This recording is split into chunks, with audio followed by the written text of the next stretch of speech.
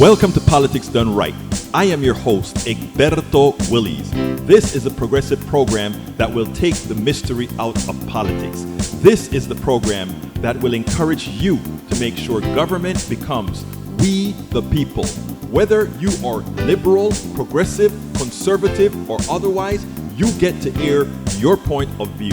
We are an independent media outlet that, unlike mainstream media beholden to corporations, we only owe allegiance to you. Remember, you can also send me a tweet at EGBERTOWILLIES. That is at Egberto Willies. Let us engage. It is Politics Done Right. Well, folks, welcome to one more edition of Politics Done Right. I'm Egberto Willies, your host. Thank you so kindly for being a part of the program. Welcome aboard, everybody. Loading up the top today again. Once again, is El Señor Michael Rudden from Brooklyn, New York.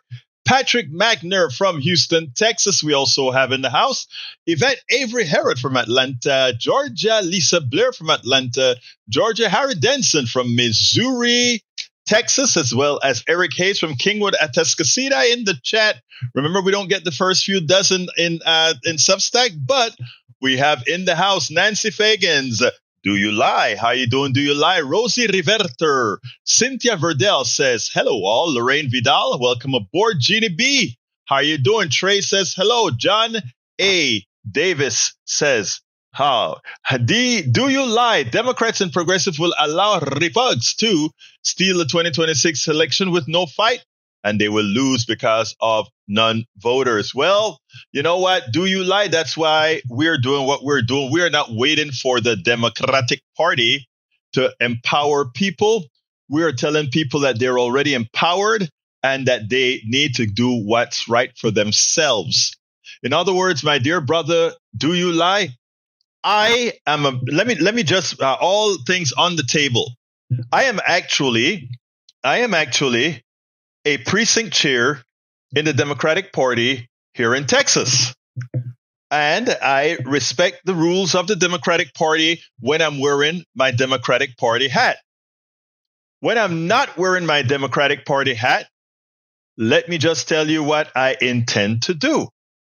I intend to do my part outside of the Democratic Party to encourage people of any persuasion, any party or whatever to do what's right for themselves. And doing what right is going to be what gets us over the hump. But we'll continue, and please feel free, folks, to call in at any time, 281-823-7747, 281-823-7747. Thank you for that commentary. Do you lie? Gives me an opportunity to say something that I needed to say. All right, Michael Radden says, The Guardian, Gaza doctors becoming too weak to treat patients as hunger crisis deepens. Doctors and medical staff in Gaza say they're increasing hunger, and the lack of available food is beginning to leave them too weak to provide urgent medical care to patients inside hospitals full of malnourished and injured. United Nations Relief and Work Agency Chief Philippe Lazani said that his teams had received reports of healthcare and aid workers across Gaza fainting due to hunger and exhaustion because of lack of food. Dr. Mohamed Abu Selmia, the director of Al-Shifa Hospital in Gaza City, who said that like the people of Gaza staff had not received any aid or had any meals in the past 48 hours, medical services will be affected because our staff will not be able to hold out any longer in the face of this famine. They are in a state of extreme exhaustion.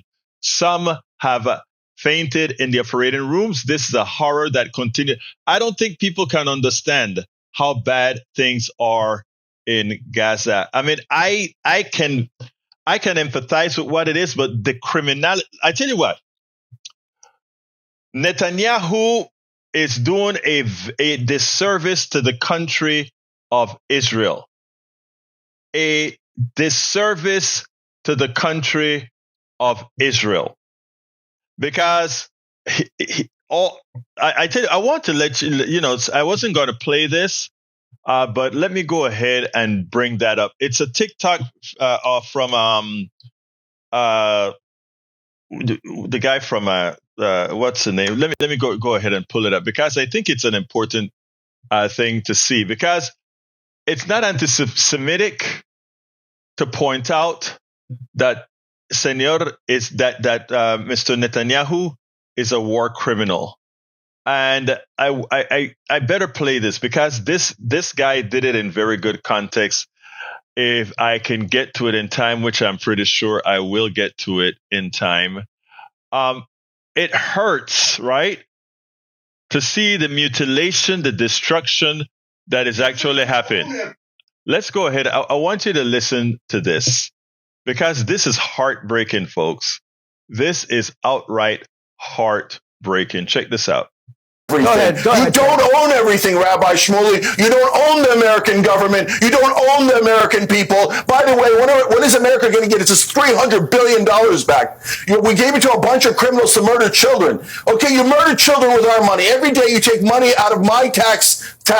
I go to work every day, and then Israel takes money out of it to murder Palestinian children. You've murdered 20,000 children already. You're the aggressors. Israel has already killed more babies than Hamas has killed civilians overall. Israel has killed a stadium full of women and children, and you are surprised that we compare you to the Germans. Omar Bartov, an Israeli-American Holocaust expert, just wrote an article in the New York Times saying that now the Israelis are doing the type of genocide that makes saying never again absurd.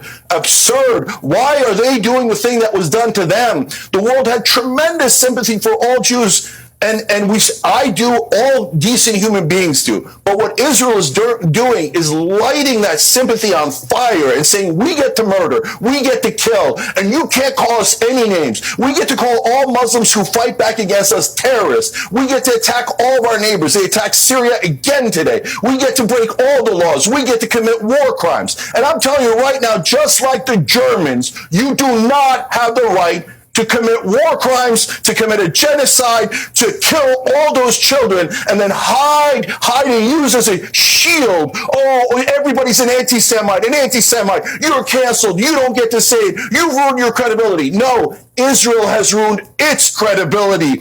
Israel is now one of the most monstrous states I have ever seen in my lifetime. They commit endless terrorism. They rob the American people of our money to rob Palestinians of their land. That is actually a stone cold fact. Okay. And you think you own everything. And it's hard, and it's hard to argue against that. You can hold back and you can try to put all kind of things in historical perspective. But what is occurring in Gaza right now? And the show today is not about Gaza.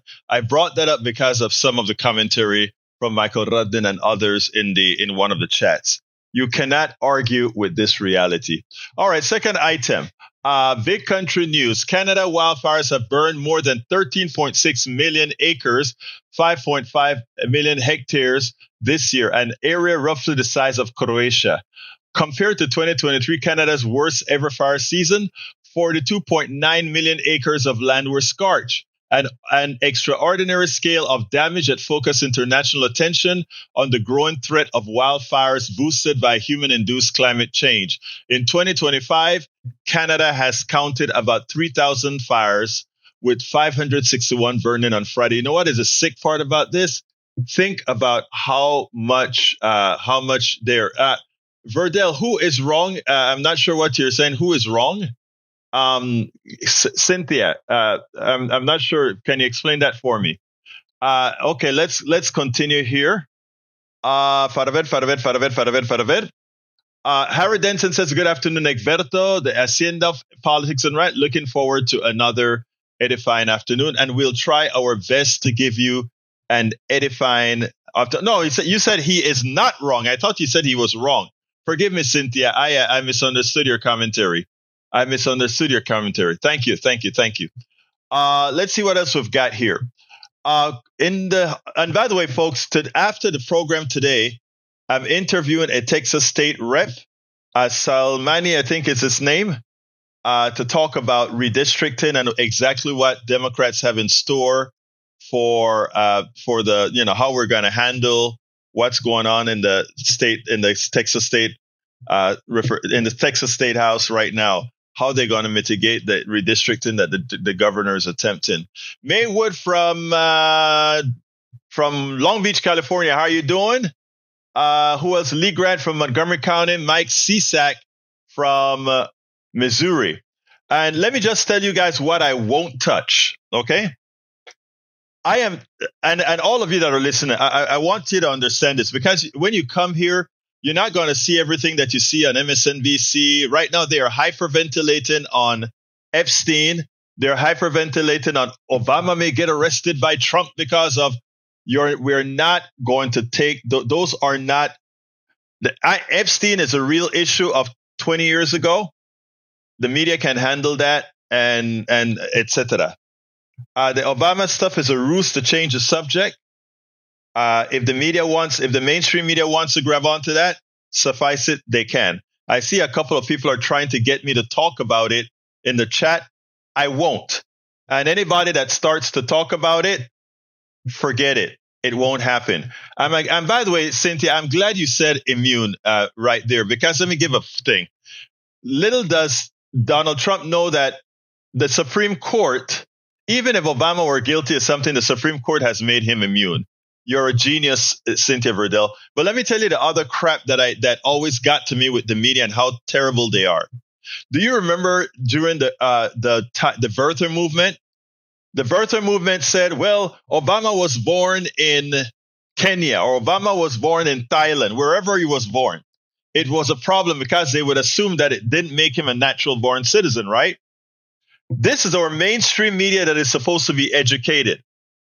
If one accepts that Obama's mother is that white woman from Kansas, that alone makes Obama a natural born citizen, irrespective of where he was born. How did the mainstream media allow that narrative to take off, that a birth certificate had to be presented? It didn't matter if that birth certificate had said Kenya. Even if that birth certificate had said Kenya, Obama is a natural born citizen because of his mother. Just like Ted Cruz, having been born in Canada, I believe, is a natural born citizen because of who one of his parents are. So, I mean, the stupidity that the media tolerates into the people that are not the people that push it are not dumb, but the people that are listening to it and carrying it with them just shows that they learned nothing in high school and the dangers of having civics not taught again. I am from Central America, Panama, and we knew all about this in American history. We knew about the major powers. And we also knew that, by the way, Senator McCain was born in the same hospital that I was born in Panama, a military guy, and nobody questions his, oh, look, you said it, Verdell. Nobody questioned McCain's ability to be president. He was born in my country, in my hospital, the hospital I was born in. Is where McCain was born, Cocosolo Hospital. Okay?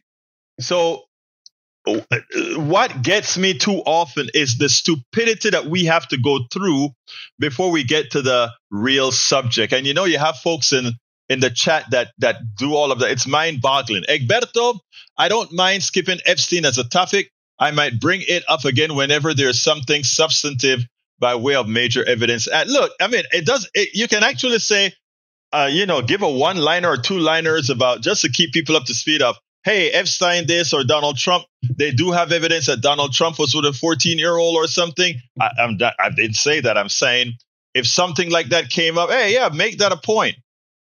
But to go ahead and go overboard it, we're not doing that. We're not doing that about Obama. We're not doing that about any of these issues. This is a fact-based show. Nothing but facts, nothing. And, every now and then we have a little bit of fun. Okay. All right. Let's see. Bruce Pollard here online. Hi, Bruce. How you doing, my brother? Great to see you here. Anyway, folks, I got the video that I was supposed to show you yesterday. I want to do it today. I think it's an important video. To the women that are listening and to the men who love women that are listening, I want you to realize that the attack on women's bodies by the GOP does not end with the Supreme Court ruling. The spying on a woman's menstrual cycles, the spying on what women go, all of that. There are these perverted men that want to do these things. And for some reason, we don't make the large issue that we need to make out of it. Because again, this affects every single childbearing age woman, your daughter, your aunt, your sister. So I want you to listen to this piece here, what I call Autocratic Abortion is the name of the piece I gave it. Check this out, and then we'll take it on the other side. Historians, experts, and those who've lived through the unraveling of democratic democracies abroad have warned us that authoritarianism happens bit by bit, slowly, not all at once. When you're living in it, it can be hard to recognize the bit by bit part, and that's why we want to draw your attention to an example of the slow, imperceptible building toward authoritarianism. In this case, an insidious little bit of policymaking in Indiana that's part of a broader, dangerous construction of an anti-abortion surveillance state that should be seen as a threat to women everywhere. A recent report from the Indiana Department of Health lays bare how the state is moving forward with enforcing its near-total abortion ban, which includes collecting medical records of legal abortions that are performed in compliance with the very narrow exceptions to the state's abortion ban, and moving to release those records in a public registry, conducting special audits of each of those abortion records to ensure those few patients really did fit into the exception, penalizing doctors or hospitals that don't hand over the abortion records, and ramping up collaboration between the state health department and the Attorney General's office to aid in the prosecution of abortion providers. Writers Jessica Valenti and Kyle Chung zero in on why this effort in Indiana is so dangerous. Quote, abortion is illegal in Indiana. You can only get one if your life is at risk, the fetus has a fatal abnormality, or if you're the victim of sexual violence and early in pregnancy. In other words, almost no one is getting an abortion in Indiana. So why pour all this state money, manpower, and energy into policing a tiny handful of abortions? The whole point is to scare the hell out of anyone considering abortion or helping someone get care. More than that, this document and the entire effort behind it is about building formal state systems that make pregnancy surveillance and policing look normal, ordinary, boring. It's the bureaucratic reproductive police state in action, end quote. Joining me now is Kylie Chung, staff reporter for the Abortion Everyday column on Substack. She's the author of the book Coercion, Surviving and Resisting Abortion Bans, which comes out tomorrow. Kylie, welcome to the show. Thank you for being with us. Hi, thank you so much for having me. I think what we're really seeing is that Indiana Republicans have created a model for what a reproductive police state might look like, and they think they're going to get away with it because they're doing it in the most boring and bureaucratic ways possible. And in this case, it's a 10-page document that details, their efforts to ramp up enforcement of their abortion ban. And what we often see is that one anti-abortion state becomes the testing ground, and we then see that states across the country, we see these tactics repeated there. And that's why, at Abortion Every Day, it's so important that we're covering even the smallest and most seemingly boring reproductive rights news, because we don't want the anti-abortion movement to get away with any of it. And, Republicans so often say that their laws don't punish women. But first of all, forced pregnancy is punishment. And second of all, this rhetoric just does not match with the reality, which is, in Indiana, we're seeing that Republicans want to essentially maintain a database of people's abortions, kept in the same place, in the same registry where they're tracking birth and death certificates. And we're seeing, Attorney General Todd Rokita lead an ongoing court battle to try to make these records public. And with this latest report, the 10-page report that you mentioned, what we're seeing is that the state is making clear that they intend to fine and punish hospitals that don't sufficiently comply or provide the private medical data of abortion patients, so that the Attorney General can prosecute abortion providers potentially. And, again, as you pointed out, there are almost no in-clinic abortions in the state of Indiana. So the goal here, the objective very clearly is just to terrorize healthcare workers, because we know that Indiana's abortion ban offers only very few, very narrow exceptions. But the reality is that providers are made to fear the threat of prison time, to the extent that despite these exceptions, under almost no circumstances is abortion care being provided. And, Todd Rokita, who I mentioned, is the same attorney general who targeted Dr. Caitlin Bernard, an OB-GYN in Indiana, after she spoke to a reporter or after she told a reporter that she provided abortion care to a 10-year-old rape victim from Ohio shortly after Dobbs, while abortion was still legal in Indiana. And what then happened was that the state of Indiana accused her of not reporting this abortion, but we know that she did. And what then ensued was an extensive legal harassment campaign that was meant to make an example out of Dr. Caitlin Bernard. And I think that what's important to emphasize here is that state surveillance and policing of abortion and pregnancy are unfortunately not limited to Indiana at all. I mean, in 46 states and the District of Columbia, there are laws requiring some form of abortion reporting, singling out abortion from other health services. And, there are some states that have passed legislation that will require burial or cremation of fetal remains, which can create a death certificate and enter someone's abortion into the public record. And, the stakes of state surveillance and policing of pregnancy are incredibly high. Again, Republicans say that these laws don't punish women, but that does not square with the reality at all. In the first year after the Dobbs decision, there were at least 200 or over 200 cases of people who were arrested on criminal charges related to their pregnancy, the most in a single year period. And abortion bans are just creating this climate in which pregnancy is innately shrouded in criminal risk and suspicion. Now, it's a good thing that we have people that are doing stuff other than, the silly subjects that we have here, right? It is so important.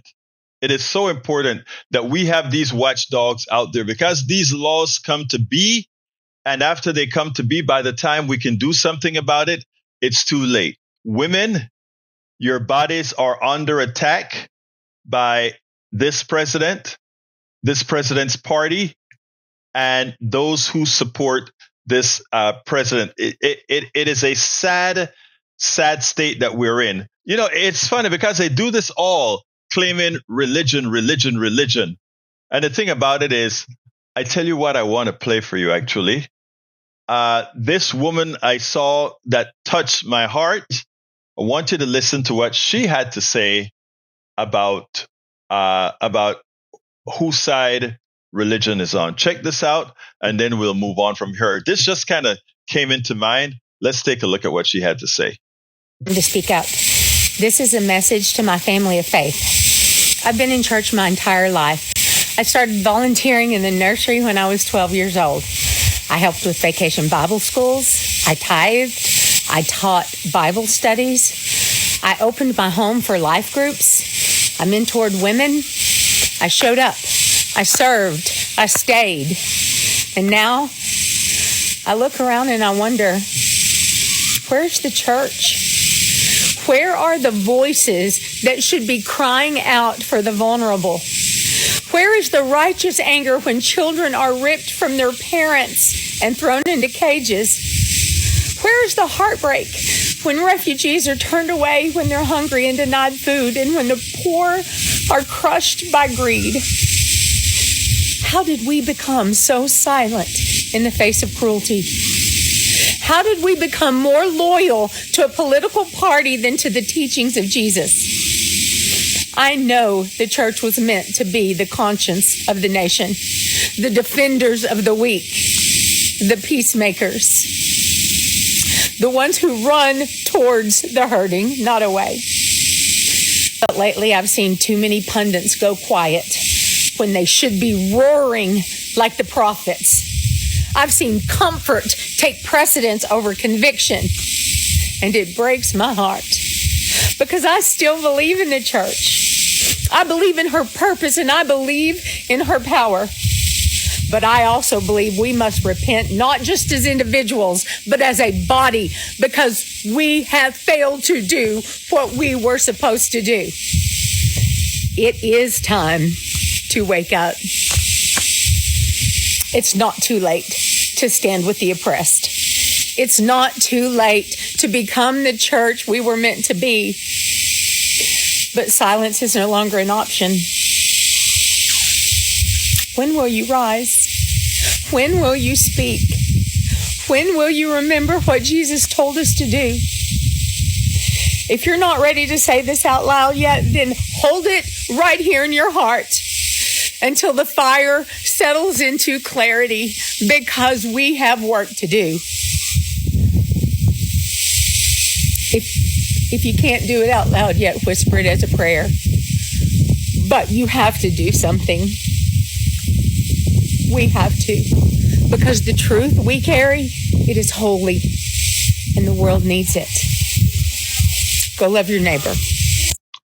I think this lady, I can imagine what's going to happen the next time she go into her evangelical church, where how people are going to look at her when they see her message. But she is absolutely right about that. I'm a humanist. I'm a former Christian turned humanist. But many of my relatives still Christians now. Don says, who's funding Alec Jones? Like I said, the right will always be very, very well funded. Evil has unlimited sources of investment. I'm not kidding you, and I don't use that word evil lightly. Why do I use the word evil? Because what these people are supporting is the instantiation of evil. Who do I have the honor of speaking with? This is John. John, how you doing? Talk to me. I'm fine. The reason I called is that I would think that if you get that access that information from these patients, isn't that a violation of their privacy and of HIPAA? And I wonder if anyone's going to take this, to court. I would hope that somebody would do that for sure. I think it is. I think it is. Now, how the state gets around that, because, they have good lawyers as well. They probably get around the record. Look, I don't know. I would be lying if I said I know how they did it. But my assumption is that there is some workaround that they think they can get around to simplifying that out. But even above and beyond that, right? My issue isn't even with the privacy thing. My issue is with them being able to tell a woman what to do with her body. Look, I'm going to sound callous here, right? But anything living within that woman's body is dependent on her. And if I asked you to cut your blood supply so that I can take a placenta out of a woman and have the blood supply to that placenta come from you, and I order you to do it, because remember, some people would say, well, you know what? It takes two to tango, and a part of that baby in that flesh in that woman's body belong to the guy. I say, okay, let's see if you can actually make it live. You can't.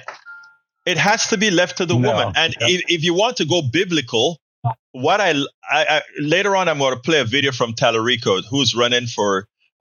Right now, he's a representative. I am going to be pushing for him to run for Texas Senate. I don't like the current people at the head of the Democratic establishment is putting out there to run. I want this guy Talarico to run, and we are putting a posse together to get this guy to run for Texas senator. Let me tell you what this guy says. This guy is a minister, or I think he's in the seminary or something like that. And this guy comes out and he says, if you look at the Bible in, I think it is Luke, when God was asking Mary for immaculate conception, and by the way, whether you believe this or not, it's not the issue. The thing is that even the words of the Bible, supposedly the angel asked Mary for permission to use her body. So those who want to get biblical, if they so want to, again, it's in the Bible. The request is asked of her body. So, John, what I think we all have to be here for is to protect women. And unfortunately, too many women didn't vote to protect themselves when they elected Donald Trump, because it's not like they didn't know what came with the right. Yeah. But, there is just such hypocrisy because, apparently, making abortion illegal never worked. And I'm a person of faith, and I don't believe that women should get an abortion, but I think they should be free to make that decision. And, right now, we're going to euthanize a good portion of the population. On my Facebook page, people are talking about how, that life is going to be so hard for them with the diseases that they have that they would rather have assisted suicide and die with dignity than die without any kind of care. So, it's beyond the pale. It's not an issue for me, even though I'm a person of faith. I don't wrap my faith around that. And then also we're sending, millions and millions of armaments to kill Gazan children. They don't belong to Hamas. I am glad that you told 40,000 or 20,000. Yeah. Yeah, I got to move on, but I just want to say this. No, John, hold on. What I do want to tell you is thank you for bringing that up, because that is true. While they want to protect that clump of cells in the womb, they're ready to bomb Gazans. They're ready to bomb Slovenians. They're ready to bomb all these other places where many more are dead. Yep.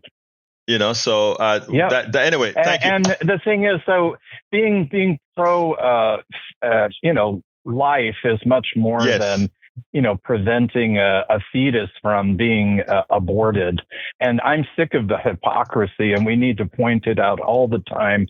The media is so bad at doing that. I would say that as a criticism of the media, they do, because I watched, Jake Tapper this morning, and, they bring up, it's like some idiot says something, and because Fox News and Newsmax, which is an infotainment, and then they all take it, and then they all take it. Hey, I got to go, John, because we have a lot more to cover. Yeah.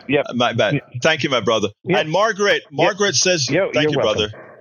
Margaret says, just finished Jerry Ashton interview. Margaret, I'm going to be playing Jerry Ashton's interview tomorrow on Friday on KPFT. Not tomorrow. I think I'll be doing it on Friday on KPFT. So you'll be able to listen to that one on Friday at KPFT as well. Patrick Magner says elective sterilization is way up. Some speculate they want to increase population by removing the right to choose to have a child, but it might be having the opposite effect. Tell me about it.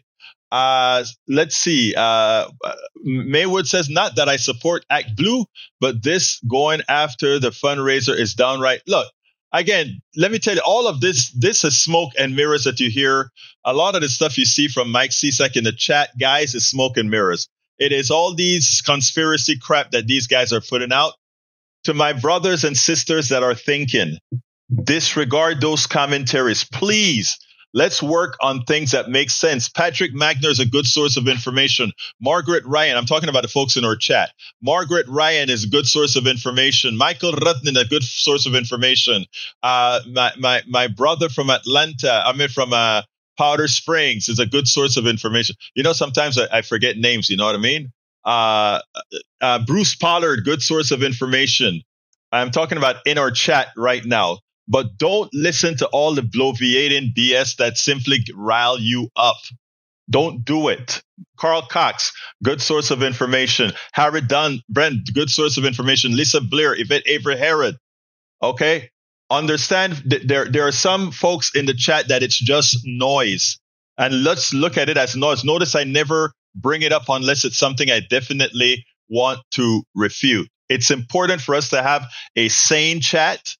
For those people who are putting crap in there, to simply disregard it. That way our chat can flow and we can all have a good experience.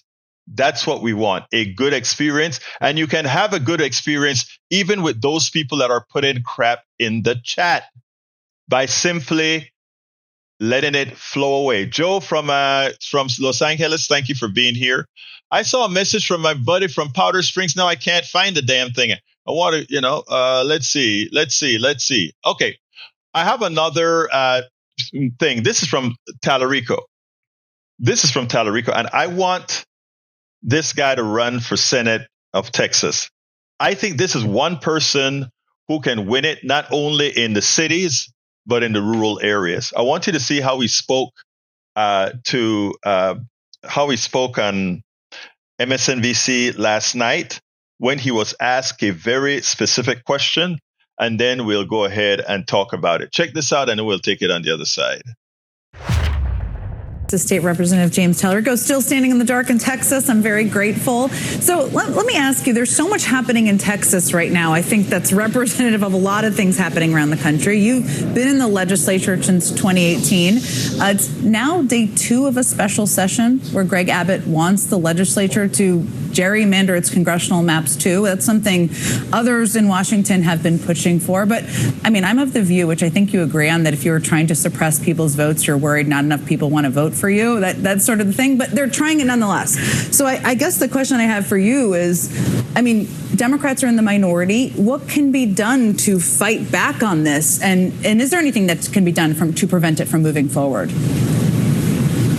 Well, let's just be clear about what's happening. Donald Trump is attempting to rig the next election. Mm-hmm. He and his allies in Congress just passed the largest transfer of wealth in American history with their big, beautiful bill. They're literally kicking millions of people off their health care to fund tax cuts for billionaires.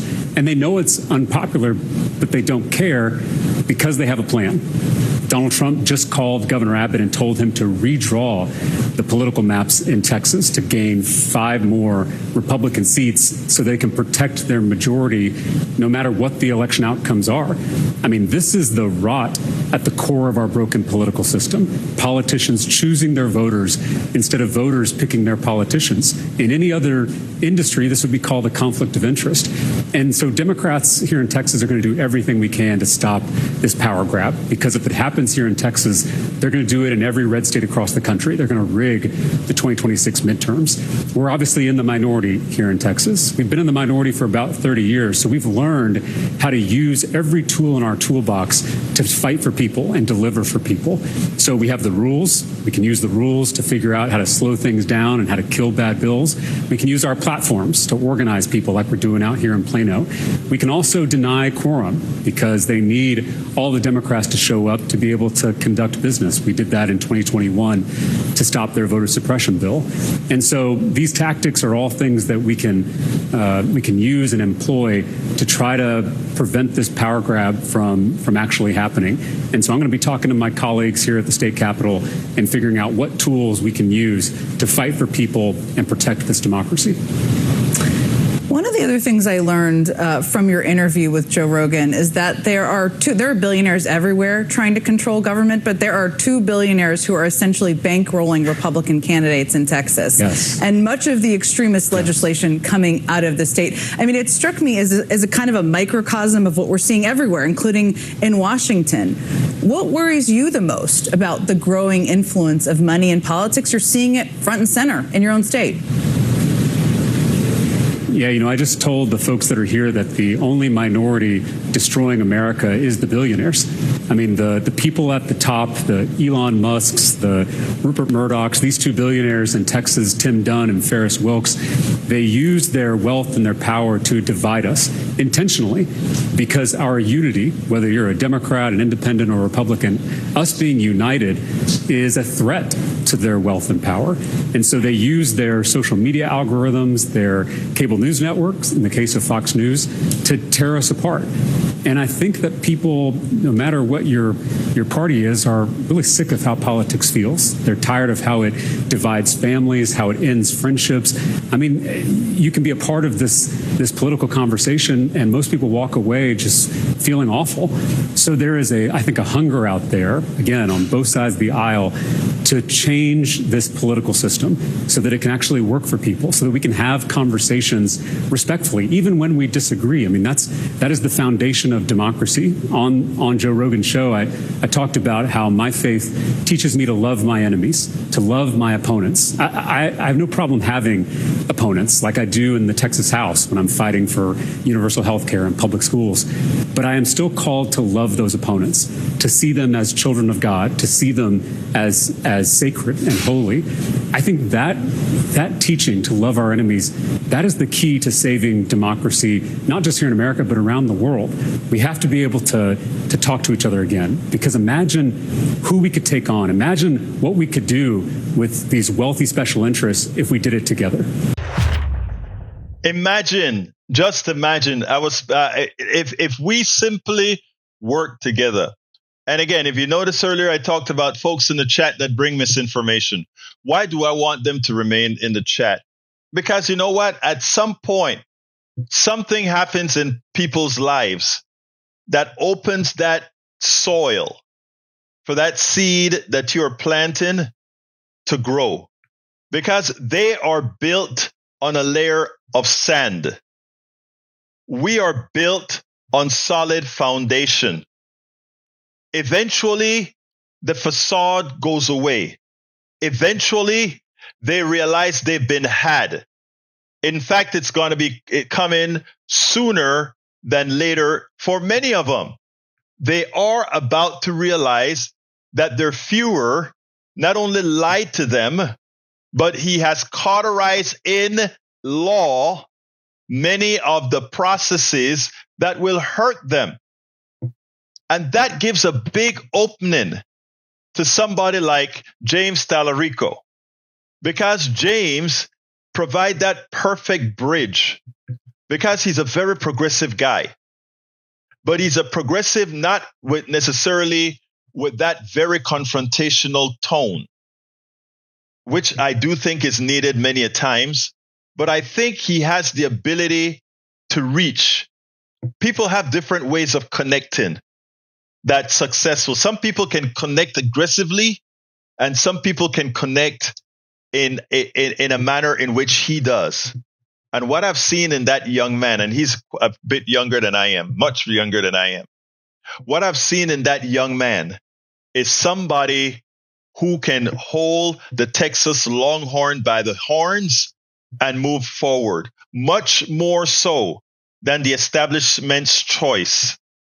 And the establishment's choice is one that we in the progressive movement here in Texas will not be supporting.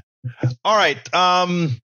Let's see. I was missing Paul Fleming. Paul Fleming is the one that I want to say, hey, check out Paul Fleming. He always comes with good information as well. Thank you, Paul, for being here as well.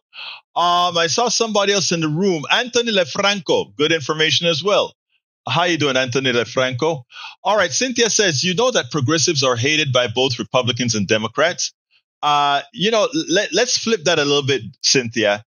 Progressive are hated by neoliberal Democrats, and neoliberal Democrats are nothing more than Republicans light.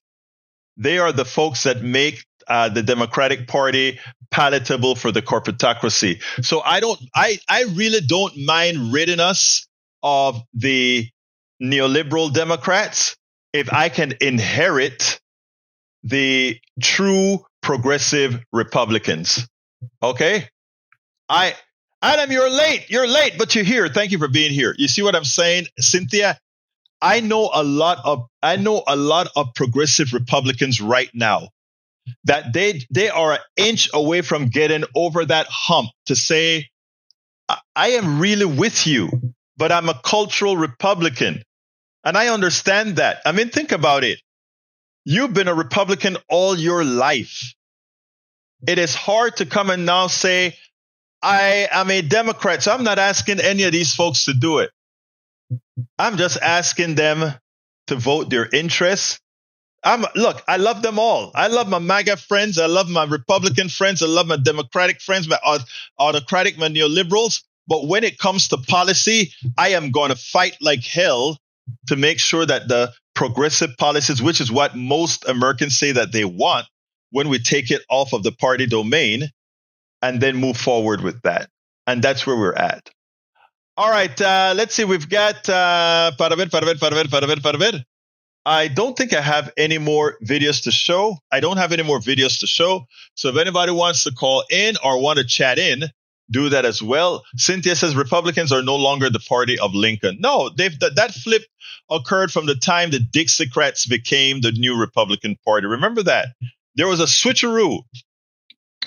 The Dixiecrats, I mean, all these Republicans in Texas used to be Democrats.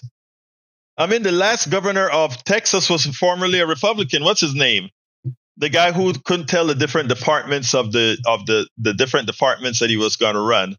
Come on, help me out. Who was the former governor of Texas? I mean, he was a Democrat. I mean, so that's how it is. Let's see. Michael said, Egberto, if we didn't have a duopoly, there would be 4 parties in this country. It's progressive, which includes the Democratic Socialists, exactly. Neoliberals, which include the Democratic Party's core. Corporatist neocons, which includes the Republican Party core. And red hats, which include the manner of deplorables. You know what? Can I reduce that to 3 parties? I am going to put the neoliberals and the neocons together, really. But because I want you to remember during the Iraq War, just about every Democrat except that one Democrat from California, what's her name? Can't remember her name now. Rick Ferry, thank you, Adam. Rick Ferry is the one who voted for the war. They're all the same. I'm not talking about the rank and file now. I'm just talking about the leadership. All right, welcome, Joe Walker. Let's see. John Davis says they are not the party of progressives. Teddy Roosevelt. Exactly. You have to remember that the Progressive Party used to be, in fact, the Republicans. In fact, the Republicans came up as the anti-slavery party, right? Egberto, social wedge issue would divide the two you would put together. Okay, I'll buy that. Michael. I think you're right about that. Not I think. You are right about that. I'm not gonna put a corollary onto that or anything like that. All right, let's see what else I have in the chat that I need to mention. Para ver. By the way, guys, I'm going to close down about 5 minutes early today because I have to prepare for another interview that's going to be on. Is it going to be on tomorrow? I'm not sure. Probably on tomorrow on this channel and on the on KPFT, the other one. All right. Anybody wants to call? Give me a call. 281-823-7747. 281. Let me put it in the chat. 281-823-7747. 281-823-7747. Please feel free to give us a call and we'll take that call. One of the callers said, sometime I need to speak about guns. And you're up. Hey, Peggy Lopez, how you doing, my beautiful Peggy? Are you in the United States or are you in Mexico, Peggy? And Peggy said, look, Peggy's in the chat. She says, Egberto, have you forgotten me? How could I possibly do that?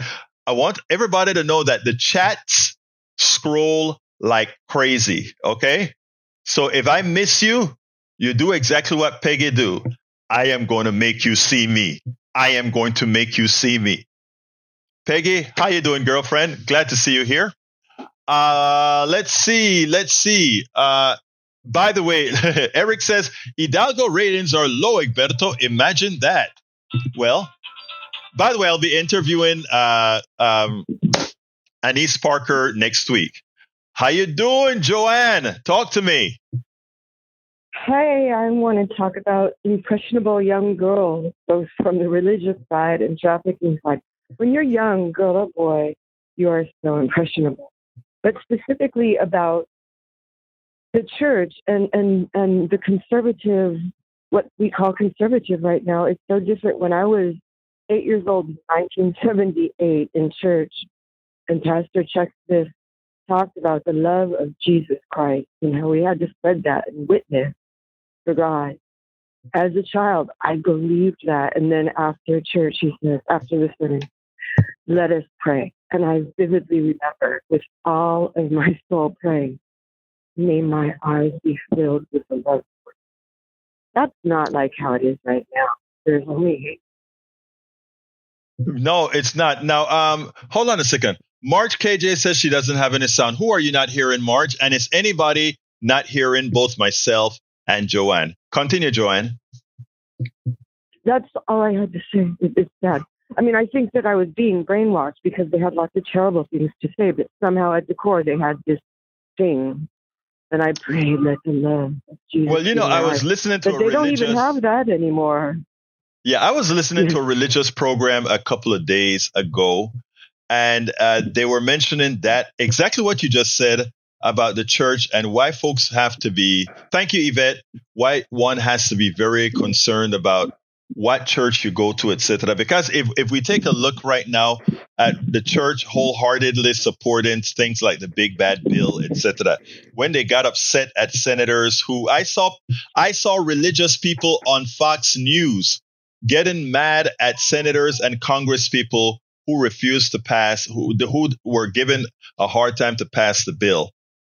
Jesus, for those who follow the Bible, you have to wonder, as a woman I put on earlier said, what has happened to these people? What has happened to these people? Thank you for calling in. Thank you for calling in, Joanne. Joanne from Los Angeles, California. We have people from just about every state. FemK, welcome. F. Adams, welcome. All right, folks, I'm going to be taking off a bit early today because, like I said, I have to prepare for a couple of other interviews. Let me just also say that I think Friday's show will be I'll pull down some important interviews for Friday because Friday I may not be doing the program live on Friday. I'll let you know for sure. My dear brother, Patrick, how you doing? Doing fine. I know wait. You're trying to quit 5 minutes early, so it's going to be really fast. That's all right, Patrick. I want to apologize to you, first of all. I needed to check you out on creating that blog about that issue. I've just been swamped, but I do want to complete that project. All right, brother? Oh, take as much time as you want. Anything else I can do for you, Great. Please let me know. But I'm about to upset you, so you might take all that back. I know in the beginning you said that you didn't want to talk about Epstein, and this is going to be the only call that I make about it. But we wouldn't need an Epstein list if we would listen and believe women.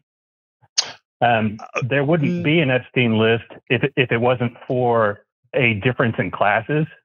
The middle class and the underclass would not get away with this, and the upper class is absolutely hiding people. They commoditize children, boys and girls.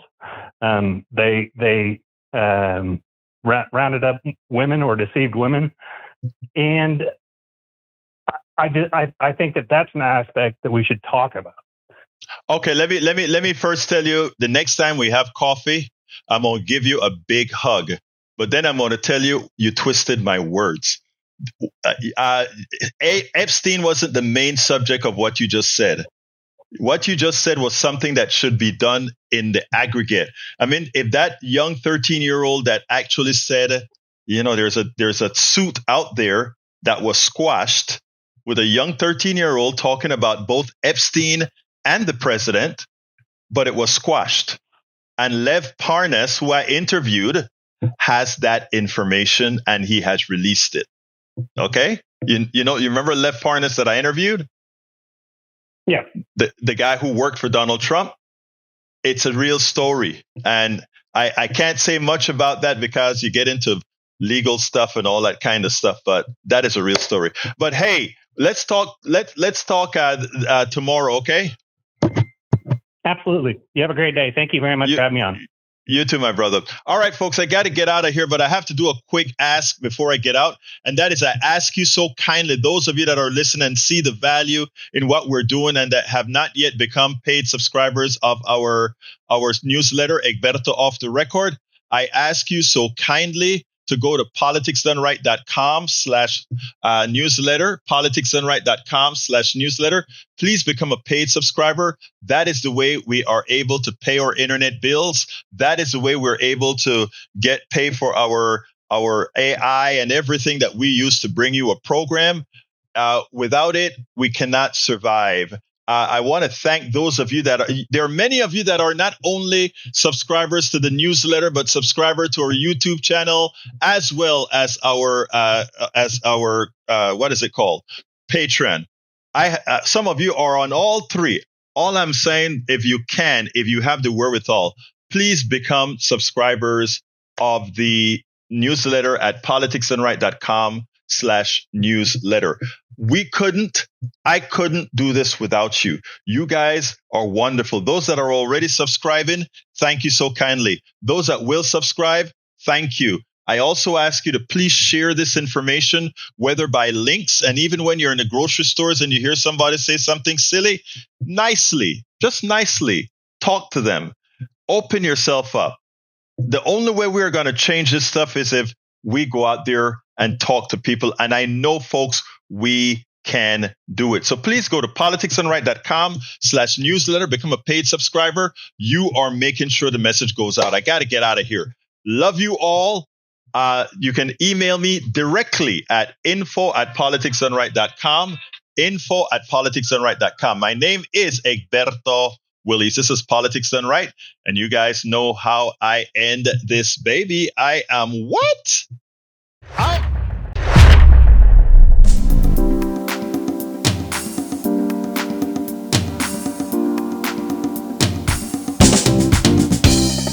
Welcome to Politics Done Right.